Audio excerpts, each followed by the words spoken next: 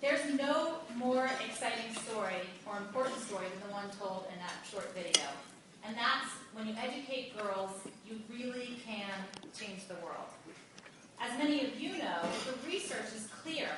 An educated girl in the developing world marries later, she'll have fewer children, she's more likely to stand up to abuse, and less likely to contract HIV/AIDS. When she grows up, she's more likely to get involved in community leadership.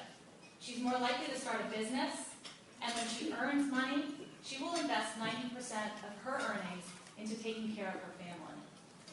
And most important of all, an educated girl becomes a mother who will educate both her sons and her daughters equally. And that's how cycles of illiteracy and poverty are broken. Girls represent untapped opportunity for prosperity and for stability. And yet, around the world, girls continue to face marginalization and discrimination. As a journalist, this is by far the most important story I have ever reported. And as a journalist, I know the power of storytelling to change the world. And that's why I'm here to tell all of you about 10 times 10, a game-changing global campaign designed to bring the story of the power of girls' education to the farthest corners of the planet. As Joyce said, we're a team of award-winning journalists who grew up within ABC News. And with 10 times 10, we see an opportunity to use our core competency as storytellers, combined with deep strategic partnerships, to ignite a global movement for girls' education. This is a story that everyone should know, and I hope you will join us. Here's what we're doing. We're making a film, and we're launching an action campaign. Now, that may sound like something you've heard before, but we're doing things differently, and I'll get to that in a moment. But first, let me tell you a little bit about the film, because it's exciting. At the center of 10 times 10 is a feature-length film that will tell the stories of 10 extraordinary girls from 10 countries in the developing world. We're going to Egypt, to Haiti, to Afghanistan, and India, and we're meeting hundreds of girls to find just the right story. Like Soka, our Cambodian girl, who was orphaned at 10 years old and barely survived for 4 years, picking trinkets from a smoldering dump in Phnom Penh and sleeping on the streets. At 10 years old, through a set of miracles, Soka was rescued from the dump and given an opportunity to go to school. 2 years later, she is thriving. And I've met Soka. She is extraordinary. She's at the top of her class, and she is singularly focused on becoming a teacher so that she can pass the lifelong gift of literacy to the next generation. Now, note I called our project a film, not a documentary. And this is where you should pay attention. When we found our girl like Soka, we're introducing her to an acclaimed female writer from her own country, like Luong Ong, whose own story of escaping the Khmer Rouge became a national bestseller. Luong will use her own personal experience and her literary skills to transform Soka's story into an emotional and dramatic screenplay for the film, so that we have the power of truth and the emotional power of fiction. We'll do this 10 times. We're telling 10 short stories of 10 girls from 10 countries with the help of 10 globally acclaimed writers. And I promise the results will be spectacular. Our director's last film was nominated for an Academy Award, and we're incredibly excited about the creative potential for this one. But you'll have to wait until spring of 2013 to see the film. And it's not the 10 times 10 film that I really want to focus on today. It's the 10 times 10 campaign. Because as journalists, we knew that during the course of making the film, we would come across hundreds of amazing stories that wouldn't make the final cut. And we knew that social media, Twitter, Facebook, YouTube, and beyond provide powerful platforms to share important stories with global audiences. So why not turn the traditional process on its head? Instead of making the film in secret and launching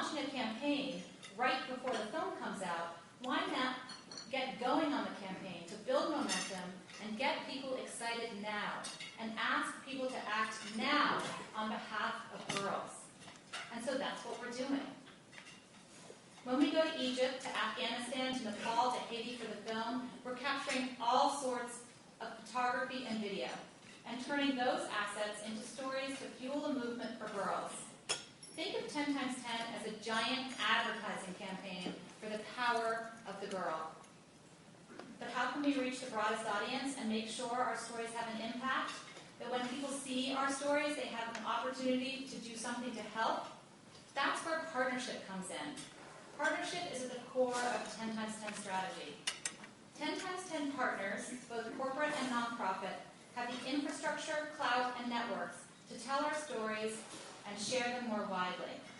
We're creating innovative partnerships with nonprofit organizations who work to improve the lives of girls every day, like Room to Read, Plan International, CARE, the UN Foundation, and Partners in Health.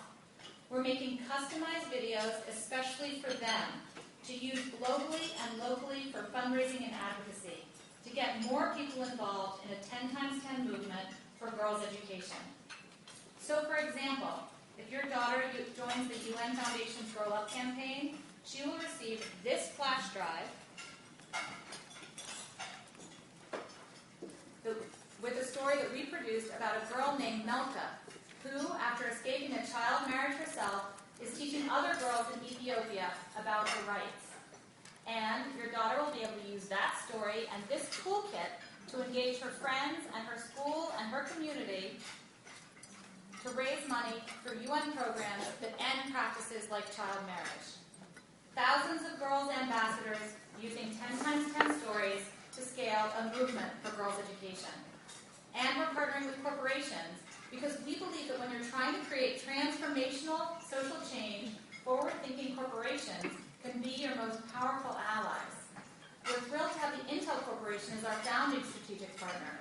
Intel is innovative in that they're supporting 10 times 10 across their business, engaging their 87,000 employees in the campaign, accessing their significant marketing budget to support 10 times 10 messaging, and preparing their key leaders to talk about our shared vision that educating girls means a brighter future for all of us. And when a corporation like Intel, many of the corporations in this room today, emphasize their commitment to educating girls, ministers in the developing world listen, and rapid change becomes possible. Intel, and I hope some of you, will help to scale the movement for girls' education. For example, if you happen to be at the G20 Summit in Cannes in 2 weeks, you'll see a video we created with Intel support. I'm not going either. You'll see a video that we created with Intel support asking global leaders to prioritize girls' education and women's economic empowerment in their allocation of resources. Because Secretary of State Clinton is right. Girls and women represent an enormous untapped opportunity for the world. Stories driving change. Stories driving a movement for girls. We're working from the top down, can't get much higher from the G20 Summit, but also from the bottom up. Between now and next June, we will bring the 10 times 10 campaign to 50 college campuses in the United States in a 2-year program that will culminate in the release of the film. We're asking campus leaders to raise awareness and raise money, not for 10 times 10, but for our core nonprofit partners, CARE, Room to Read, Plan International, those partners that are actually providing services to girls on the ground around the world every day. Scaling a movement for girls. And we're asking celebrities, journalists, and global influencers to get involved, to lend their voice and their talents to the 10 times 10 campaign, like Queen Rania of Jordan, who also likes clear podiums. So. Queen Rania is one of our global champions, and she'll be sharing 10 times 10 and the power of girls' education with her 1.7 million Twitter fans in the Middle East and beyond. Queen Rania is helping to scale a movement for girls' education. We want 1 billion people in the world to come in contact with 10 times 10 stories, and we want to convert 1 million of those people to take a specific action, like funding a scholarship, like providing a bicycle for a girl to get to school, or providing books so that she can read. And by the way, every single one of our girls in this film is teaching her parents to read, These girls are revolutionaries. If you want to know what a revolutionary looks like, she's usually about this big. She's a fire in her eyes, and she loves to learn. And we're meeting them all over the world. 1 billion people, 1 million actions. Those are our measured goals, and I hope we exceed them. But having measurable goals is another first of a campaign of this kind. We're measuring who sees our stories and what they do as a result. We want to convert awareness into action. We're just a few months in, and we've already reached over 2 million people with our stories. We're just getting started. When the film comes out in theaters, we want to have our partners and advocates prepared, and that's why I'm here with you today. I couldn't, as I said, imagine a better audience to help in this project.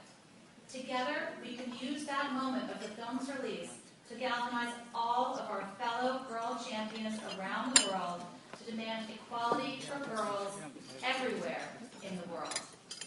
So what can you do? How can you support our efforts? Here's something really easy. By the end of this luncheon, join us on Twitter and Facebook and make a commitment over the next 18 months to share our posts and our tweets with your network.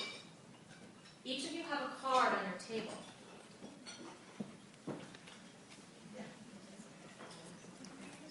Which gives you the opportunity to raise your hand and join us.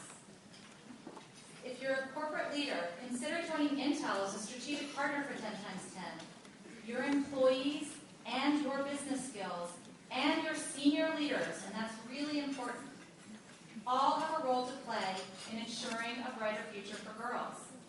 If you're a nonprofit organization, sign up to host a screening when the film comes out. You will be able to use that screening to raise funds and awareness for your own organization, again and again and again. If you're a college professor or a teacher, bring 10x10 onto your campus. Get students involved in being agents of change for the next generation. And if you're an individual, and I shared this with someone on my staff, and he said, Holly, everyone's an individual. So, if you're an individual, then figure out how else to say it.